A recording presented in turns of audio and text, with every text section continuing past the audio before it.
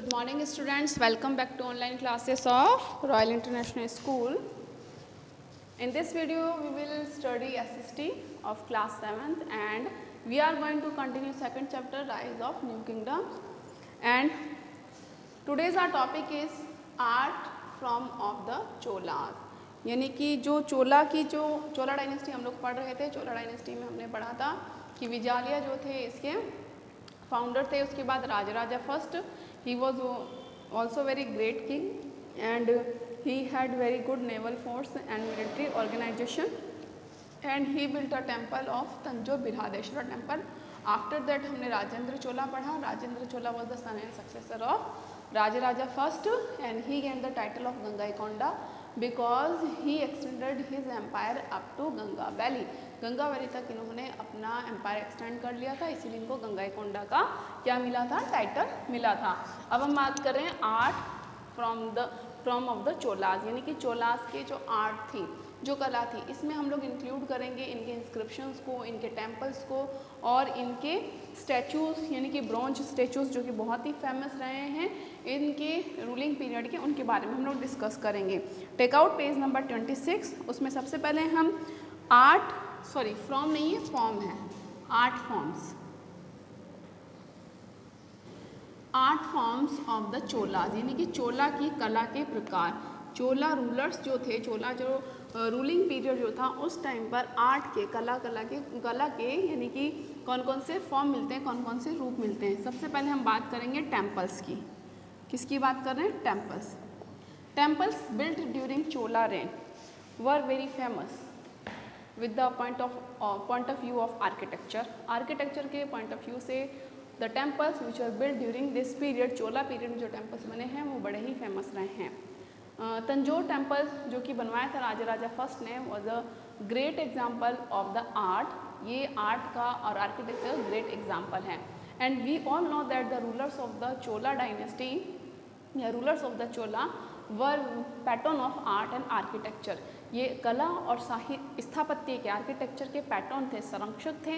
And they develop art and architecture, और इन्होंने अपने ड्यूरिंग द पीरियड, अपने पीरियड में आर्ट को क्या किया, डेवलप भी किया था. Let's we start.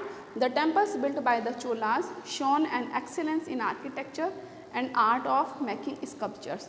कि हम बात करते हैं कि जो ये चोला रूलर्स ने जो टेम्पल्स बनाए हैं वो हमें क्या बताते हैं, आर्किटेक्चर का बेस्ट एग्जांपल्स हमें उनमें देखने को मिलता है. The temples build by Cholas, यानी कि जो मंदिर चोलास ने बनवाए हैं जब हम उनको देखते हैं तो उनसे क्या दिखता है, शोन एक्सीलेंस इन आर्किटेक्चर, कि वो आर्किटेक्चर में बहुत ही निपुण थे, बहुत ही गुड एग्जाम्पल है. आर्ट ऑफ मेकिंग स्कल्पचर्स, और हमें उन मंदिरों में मूर्ति बनाने की कला भी दिखती है. यानी कि आर्किटेक्चर, गुड आर्किटेक्चर के एग्जाम्पल दिखते हैं जब हम उनके टेम्पल्स को देखते हैं, और आर्ट ऑफ स्कल्पचर भी दिखता है. The famous temple of Tanjore and Gangaikonda Cholapuram were build by Raja first and Rajendra Chola. मैंने अभी भी आपको बताया है कि फेमस टेम्पल जो कि तंजोर में बनाया था राजा फर्स्ट, तो तंजोर का फेमस टेम्पल है तंजोर टेम्पल. किसने बनवाया बेटा तंजोर टेम्पल? राजा फर्स्ट. और इस टेम्पल का क्या नाम है? बृहदेश्वरा टेम्पल. तो Brihadeeswara temple was built by Chola king Raja first. एक गंगाईकोंडा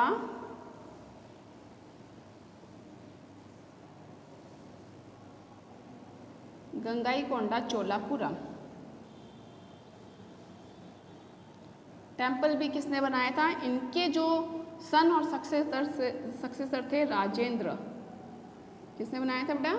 राजेंद्र फर्स्ट ने बनवाया था. ओके. अब हम ये भी देखते हैं कि द टेम्पल्स ऑफ चोलास, ये जो टेम्पल्स थे वर the centre of social activities.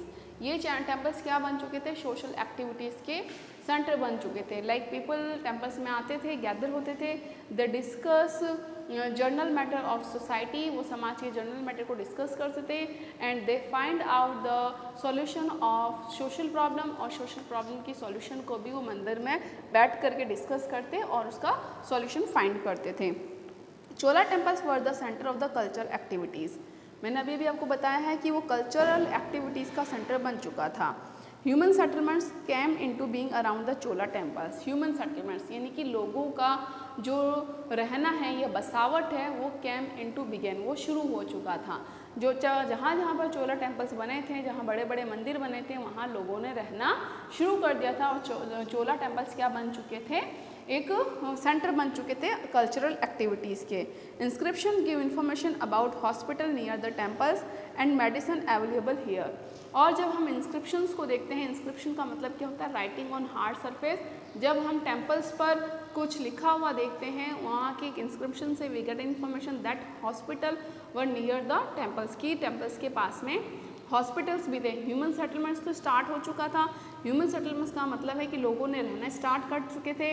Hospitals were also established near the temples, मंदिरों के पास में हॉस्पिटल्स भी सेटअप हो चुके थे और मेडिसिन भी अवेलेबल थी।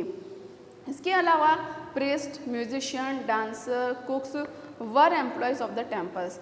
ये टेम्पल्स की क्या थे, एम्प्लॉयज़ थे, यानी कि ये मंदिर में काम करते थे। म्यूजिशियन यानी कि भजन कीर्तन करना, प्रीस्ट पुजारी, कुक जो प्रसाद वगैरह बनाते हैं, ये सब। Temples were the meeting place for the people, और जो मंदिर है वो लोगों का मीटिंग प्लेस था। लोग वहाँ पर एक दूसरे से मिलते हैं। आज भी तो हम लोग देखते हैं जब हम लोग मंदिर वगैरह में जाते हैं तो हम एक दूसरे से डिस्कस करते हैं, बात करते हैं, तो मीटिंग प्लेस बन चुका था। They also discuss their local issues in the temple. Local issues यानी कि जो सोसाइटी की मेजर प्रॉब्लम होती थी या कॉमन प्रॉब्लम जो होती थी उसको डिस्कस करते थे, and they find out the solution of that problem. Thus temple during this period were hub of social activities. और इस तरीके से टेम्पल्स उस टाइम पर सोशल एक्टिविटीज़ के क्या बन चुके थे, हब बन चुके थे। हब का मतलब होता है कि वो सेंटर बन चुका था। अब हम बात करते हैं स्कल्पचर, ब्रॉन्ज इमेज, यानी कि ब्रॉन्ज एक मेटल होता है, एक धातु होती है जिसको हिंदी में हम कांस्य कहते हैं। तो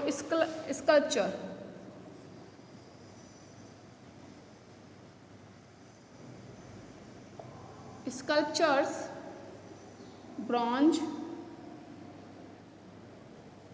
इमेजेस। ब्रॉन्ज इमेजेस का मतलब होता है कि कांसे की मूर्तियाँ, ठीक है। जैसे आयरन इमेज, आयरन स्कल्पचर, लोहे की, गोल्ड, ब्रॉन्ज भी एक मेटल है, ठीक है। हम बात करते हैं the Chola craft was well non. Chola craft यानी कि चोला की जो क्राफ्ट है, जो आर्ट है, उसके बारे में सभी जानते हैं। It was the art of making marvellous bronze image. और इनकी जो क्राफ्ट है, वो जो फेमस है, वो है ब्रॉन्ज इमेजेस। जो चोला क्राफ्ट में सबसे जो मार्वलस है या सबसे जो वंडरफुल क्राफ्ट है इनकी, वो है ब्रॉन्ज इमेज यानी कि कांसे की मूर्तियाँ। These bronze images of the cholas are considered among the finest in the world.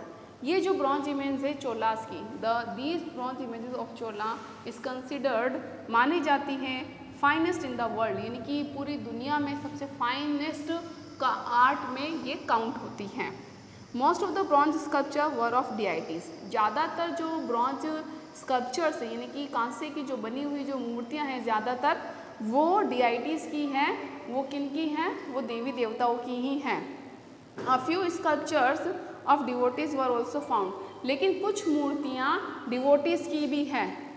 कुछ मूर्तियाँ किसकी हैं? डिवोटीज़ की भी हैं और ज़्यादातर डिआइटीज़ की है। डिआइटीज़ का मतलब होता है देवी देवताएँ और डिसकनेक्ट कुछ तो, और few sculptures of devotees were also found. और कुछ जो स्कल्पचर्स हैं वो डिवोटीज़ यानी कि उनके भक्तों की भी कुछ ब्रॉन्ज इमेजेस मिलती हैं। उनमें से जो वर्ल्ड फेमस रहे हैं वो नटराज ब्रॉन्ज इमेज रहा है। Nataraja image of dancing Lord Shiva, जिसमें लॉर्ड शिवा की डांसिंग इमेज है, is one of the finest specimen of Chola sculpture.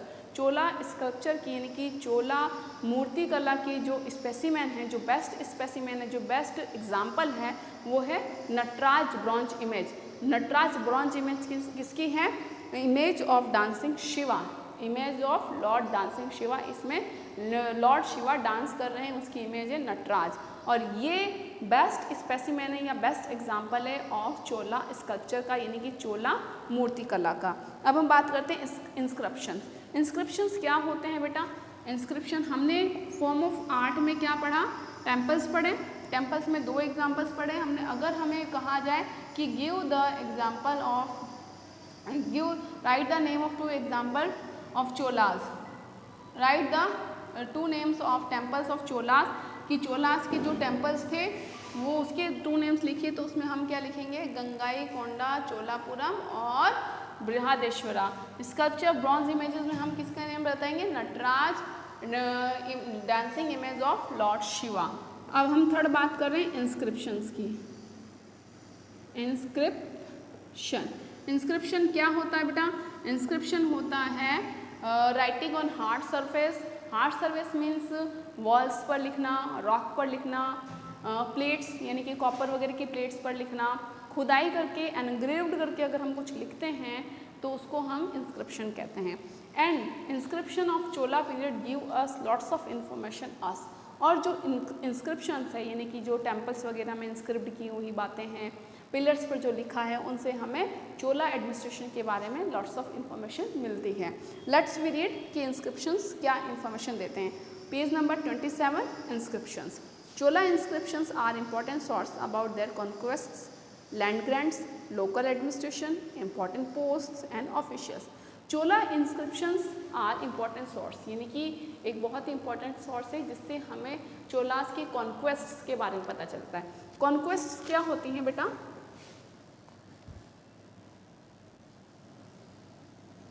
कॉन्क्वेस्ट्स का मतलब होता है विक्ट्रीज, यानी कि जितनी भी विक्ट्री उनको मिली थी, जितनी भी जीतें उनको हासिल हुई थी, उनके बारे में इंफॉर्मेशन हमें इंस्क्रिप्शन से मिलते हैं। लैंड ग्रांट्स यानी कि कौन कौन से ग्रांट्स, ज़मीनें इनको मिली थी। लोकल एडमिनिस्ट्रेशन के बारे में हमें इंफॉर्मेशन मिलती है। इंपॉर्टेंट पोस्ट यानी कि एडमिनिस्ट्रेशन के लिए किंग्स के अलावा कौन कौन सी इंपॉर्टेंट पोस्ट होती थी टू रन एडमिनिस्ट्रेशन। ऑफिशियल्स यानी कि अधिकारियों के बारे में।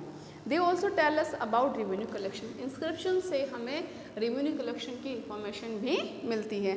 Copper plate inscription of Cholas are unique, कि चोला का जो सबसे यूनिक इंस्क्रिप्शन है वो है कॉपर प्लेट इंस्क्रिप्शन, यानी कि ये जो अपनी इंफॉर्मेशन है, इंपॉर्टेंट इंफॉर्मेशन एनग्रेव्ड करवाते थे, खुदवा करके लिखवाते थे कॉपर प्लेट्स पर। Inscription are also found on the stone walls of temples. ये भी मैंने आपको कहा था कि टेम्पल्स पर भी, टेम्पल्स की वॉल पर भी इंस्क्रिप्शंस हमें मिलते हैं। इंस्क्रिप्शन क्या होता है, समझ आ रहा है बेटा? इंस्क्रिप्शन का मतलब होता है writing on hard surface. Hard surface कुछ भी हो सकता है, वॉल हो सकती है, वो कॉपर प्लेट्स हो सकती है, रॉक पिलर्स हो सकते हैं, यानी कि जब खुदवा करके और खुदाई करके उनको लिखवाया जाता है तो उसको इंस्क्रिप्शन कहते हैं।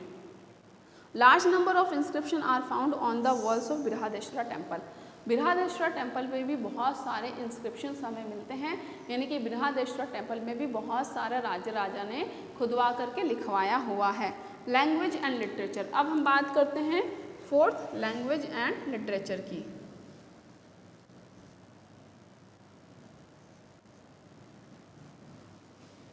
कि चोला जो रूलर्स थे उनकी लिटरेचर में कौन सी लैंग्वेज यूज़ की जाती थी और कौन कौन से फेमस लिटरेचर रहे हैं।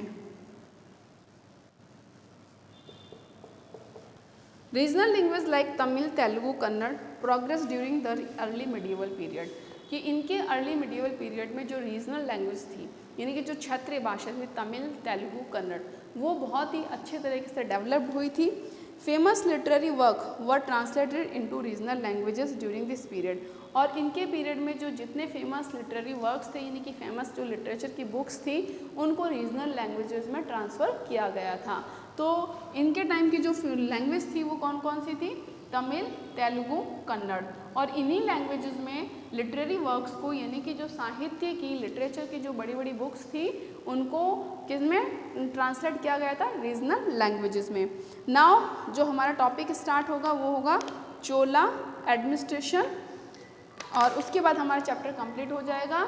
Till then bye bye. तो आज हमने चोला टेम्पल्स के बारे में पढ़ा, स्कल्पचर, ब्रॉन्ज इमेजेस के बारे में पढ़ा, language and literature and inscriptions के बारे में हमने पढ़ा।